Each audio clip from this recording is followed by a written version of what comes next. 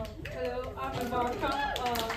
I'm the writer and director for Shaken, Spoken and Stirred, and I just want to give a huge shout out to Vanessa and Shria for organizing the entire incredible showcase, and my cast and crew for dealing with me. So Shaken, Spoken and Stirred is basically a play which is reminiscent of all the conversations we've had sober and drunk.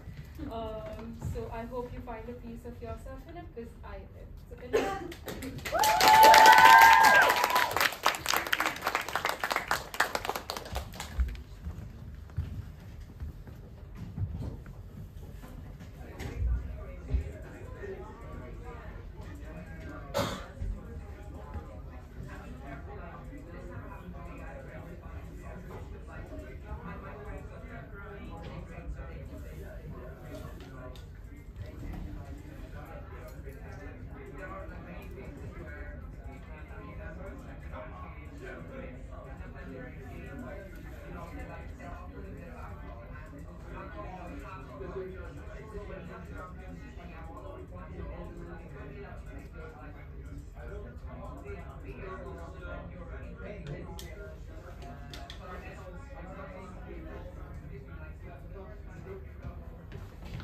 So glad to finally see you here. Feels like we can't catch a break from empty crowds. Yeah, I'm sorry about that. No more lies, Nikita. Just tell me what's wrong. This is just my face. Bitch, please. I've seen you enough to tell them moody from depressed. Look, I can see you taking up more work than you can handle. You think it's normal behavior to drown yourself with anything other than alcohol as a first year. I think I'm suicidal again. What? I think I'm suicidal again. Fuck. Since when? Summer. Why? I'm just so fucking exhausted of everything. It feels like I've lost control. My friends hate me. I'm doing so much and I still feel like I'm not good enough. I can't get through a single reading, and on top of that, I will die alone. I'm just so goddamn burnt out. I love how vulnerable you can be. It's the only thing I'm decent at. Why can't you? Can't bear my soul anymore. See past my subconscious and just become me. I have these invisible walls even I can't penetrate. There's only so much you can soothe your addictions. It feels like wounds are my adrenaline now. After a point, the wounds get numb. How can you be this pretentious when you're drunk? I'm not drunk, darling. I'm just speaking the truth. I just wish the alcohol would be kind to my mind, you know? Even when I'm drunk, I'm so self-aware. I just can't let go. I wish my brain would just shut the fuck up sometimes. It's so cruel and pathetic. If I could switch it off, I would. How can someone be so mean to themselves? Look, I'm gonna be real with you right now. The only reason I'm here is for my little brothers. I want them to have the person in their lives that I didn't have growing up. Yeah, I get that. The only reason I'm here is because I'm too scared to hurt my mom. And knowing my luck, I wouldn't even die. I'd just break my spine in two. You would not look pretty in a wheelchair. You know, one of my frenemies did commit suicide. It was a complicated set of emotions, so difficult to describe. I can only imagine. Yeah, and you know the worst thing is? She called her friends 15 times before her attempt, and no one picked up. No way. Yeah, I mean, who doesn't pick up after 2 or 3 calls? Exactly, 15? And I get one person, but 4 different people? I mean, like, it just made me realize how selfish people can be.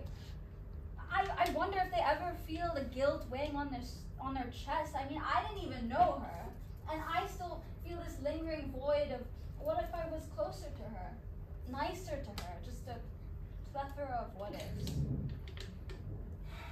It is just very poignant, your enemy mourning you more than your friends.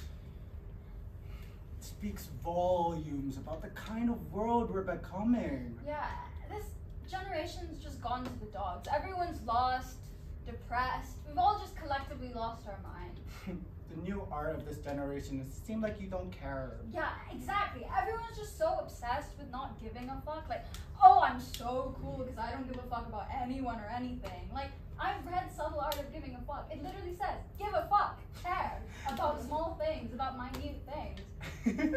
And it's so ridiculous because you're always caring about something. Like, you're caring about what not to care. It's an evolutionary instinct to think about what you can do about something. Like, hunters and gatherers had fight or flight instincts, and now people are just these ideological machines where everything seems out of control and pre-decided for you. You feel alone and ask yourself why you are not the priority, but you look around and realize that no one is. that's exactly what I've been trying to tell you. No one feels like a priority unless they get into some unhealthy obsession. Like you and Grindr? No, it's something more obvious than that. The more you interact with people, the more you realize that what you're seeking is codependency. And that's more dangerous than the loneliness you have now. Yeah. I've had codependency issues in the past. I've had significant others since I was 13. I've been living through my friends since high school, and even then, loneliness was my only friend. But then, for a brief moment, I thought that I had found solace in someone, and that loneliness wasn't my only option. But then, overnight, I was left standing in the doorway, asking questions that I didn't even want the answers to, trying to befriend my solitude again, but she was nowhere to be found. When you get comfortable at home, you don't want to go, but I let go and now I'm lost. So many thoughts. Where do I keep them? In my heart? In my brain? I've run out of space and emotion. How do I begin to find myself again?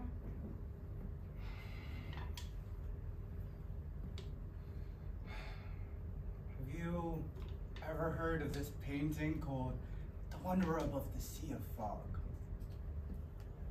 To me, I've been slightly obsessed with this painting because it shows a beautiful scene obscured by reality, and you can just about make out the wonderful possibilities out there. But you have no idea how to get there. I try to put myself in this guy's shoes. You would never wear those shoes. Those are not outdoorsy shoes. But how would he get there? Climb? Hike? Because I am not an outdoorsy camp person, even though I am camp. Oh, the pastures roll on, the sea rolls on. How would he get there? He'd probably fly. God, I hate that quote. Oh, darling, don't be afraid of falling, because what if you fly? Like, bitch, you will fall. Like, break your neck in two.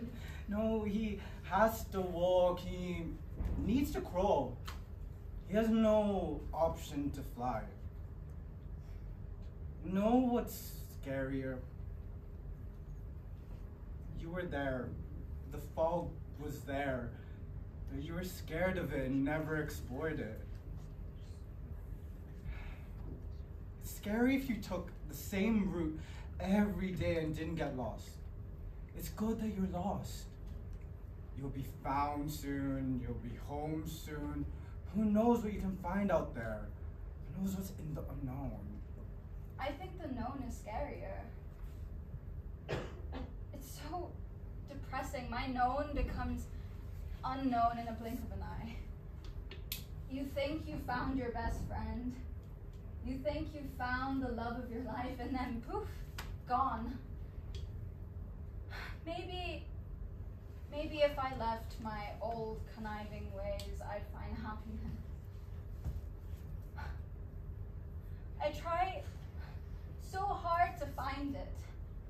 in places, in people, but I'm unsuccessful every single time.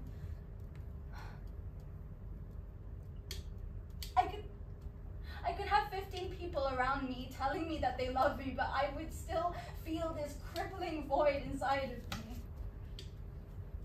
I'm just so tired of trying to find something that I have never found. I go to therapy, but it doesn't go through. I seek help, but it doesn't seek me. Where is happiness? It's not here. It's not inside me. It's not outside me.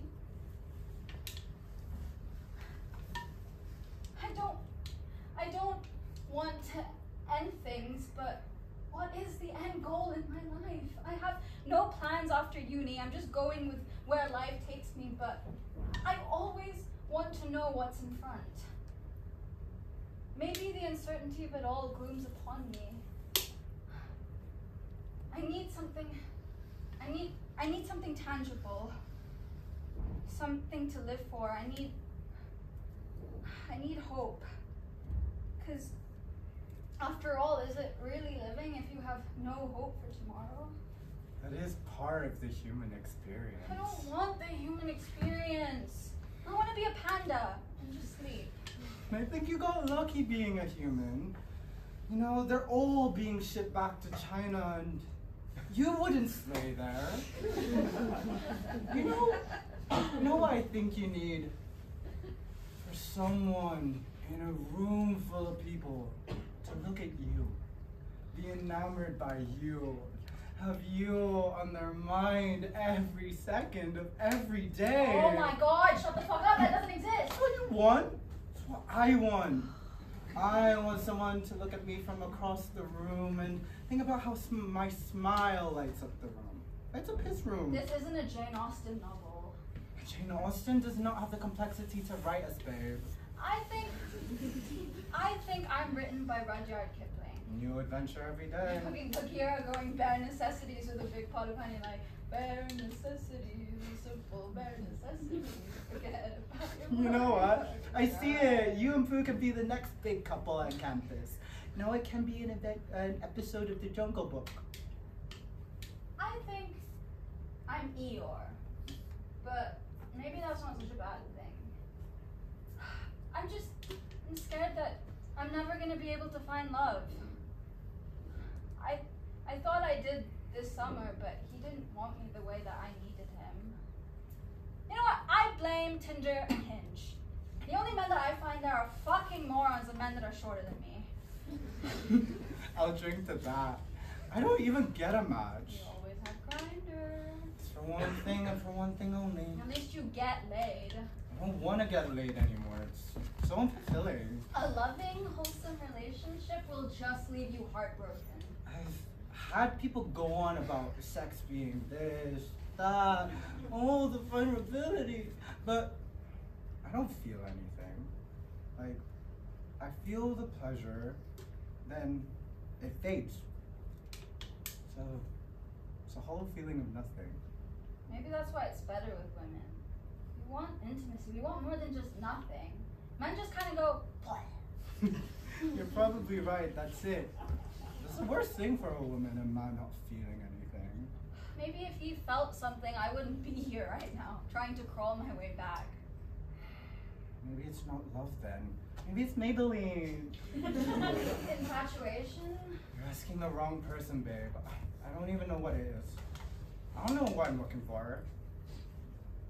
I don't think anyone does. I mean, I don't even think it's a happy or a pure thing. It's transactional.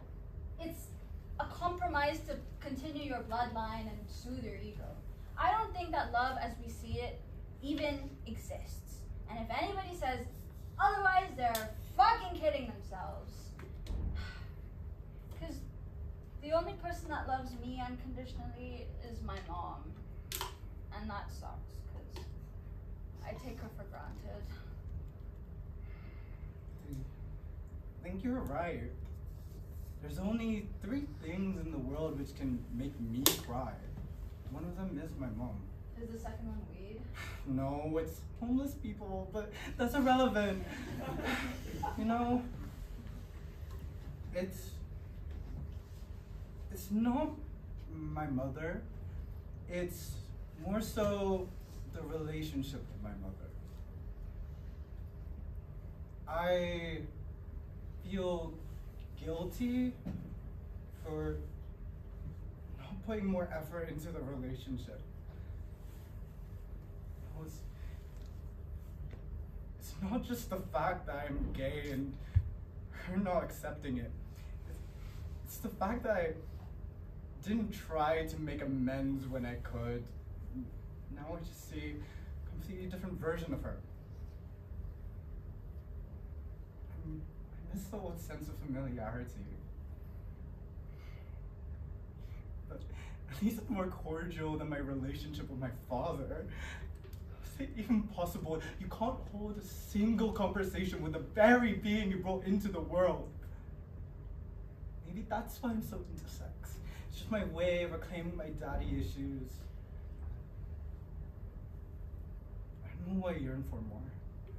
Sex or death? Both are overrated. I meant my parents' cordiality. Oh, that feels more contextual. Do you want a hug?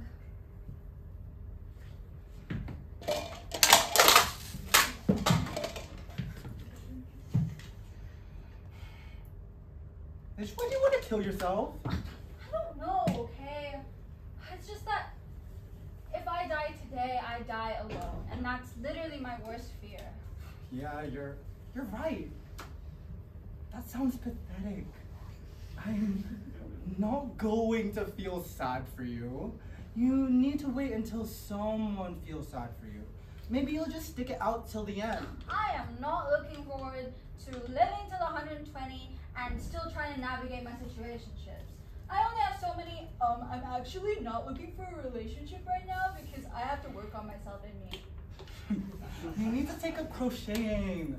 You sound like an old woman right now.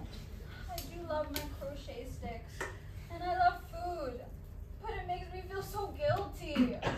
I know it's toxic, but it's just my mindset. You know, I wish I was strong and determined. Like, I don't know, Cleopatra? Cleopatra was a genius. Do you think she had time to work in 6 hours of cardio in a day? That bitch spoke 8 languages. She was a queen of Egypt. She wasn't a skinny legend. She had 500 suitors. She had the antiquity riz. Think the Greeks wrote Aphrodite like Bella Hadid? You don't make yourself fat. Society was what makes you feel fat. I think that drink is working its way up to your head. Darling, I'm just tipsy. I'm just happy to be here discussing sweet nothings with you. I love you. I love you. I love you. I love you. I love you. I love you more. I love you more. I love you. I love you. I love you. I love you. I love you more. I love you more. I love you.